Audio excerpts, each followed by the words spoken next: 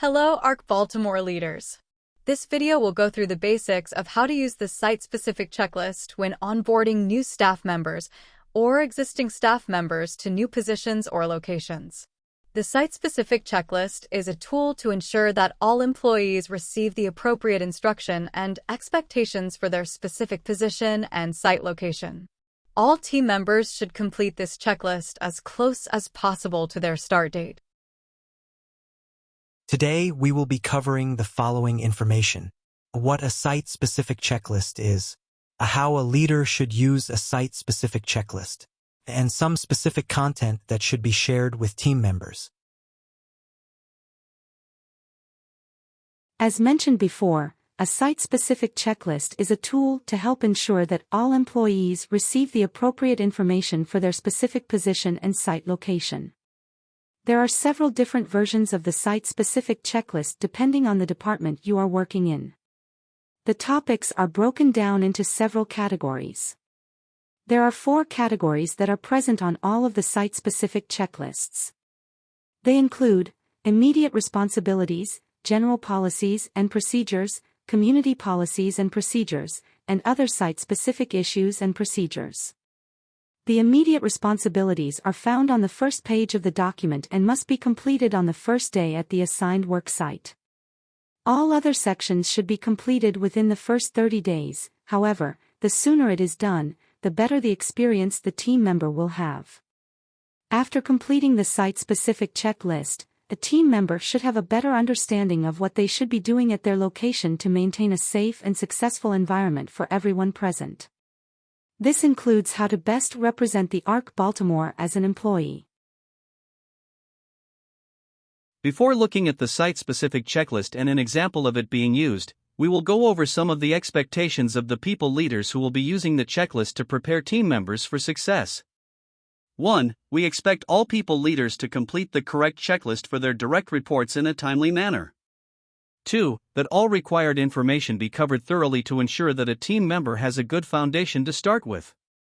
This means providing correct information and going into detail for subjects that may be unclear. Please remember that this is a legal document. Do not say you covered the information if you did not. And ask for more information if you are unsure about a topic. 3. This process should be more of a conversation than a lecture. The team members should be able to ask clarifying questions while completing the checklist. And you, as the supervisor, should ask questions to see if there is true understanding. Avoid asking, "Does that make sense?" and instead ask if they can explain it back to you, especially on topics that are often misunderstood. And 4. Once the checklist has been completed and signed by both parties, send the completed form to the training department so that the team member's ICM profile can be updated.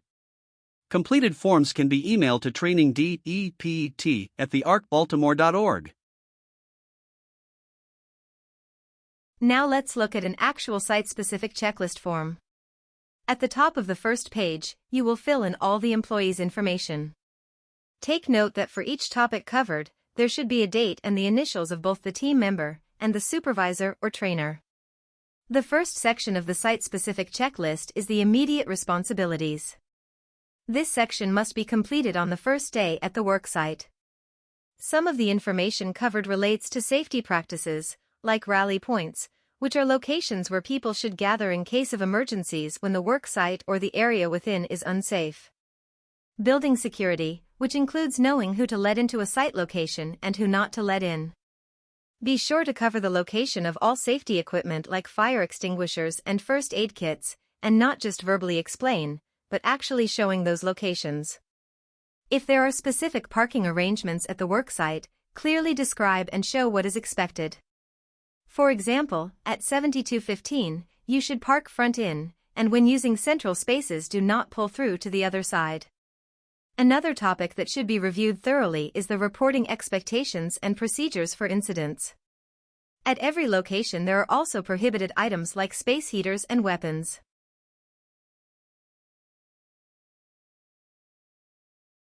In the next section, we see general policies and procedures.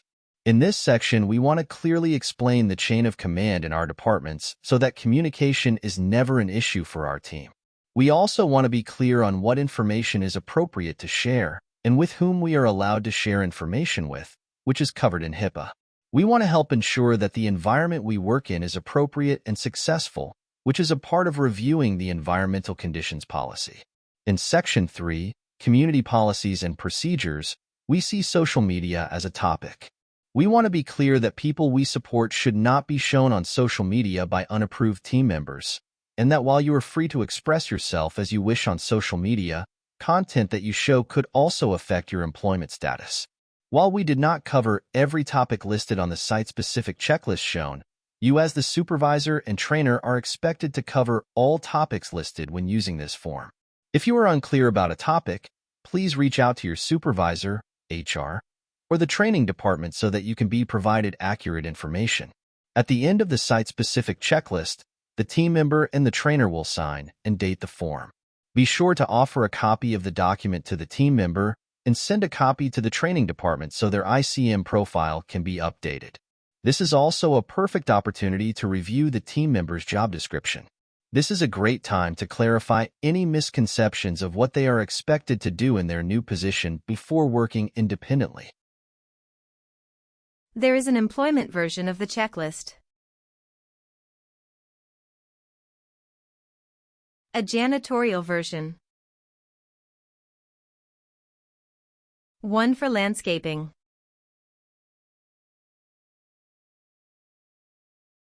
Day program services. And community and family living. Be sure to use the correct one for your site. That concludes this training. Now that you are familiar with this document, let's work to prepare our team members to be successful at all aspects of their role. Thank you.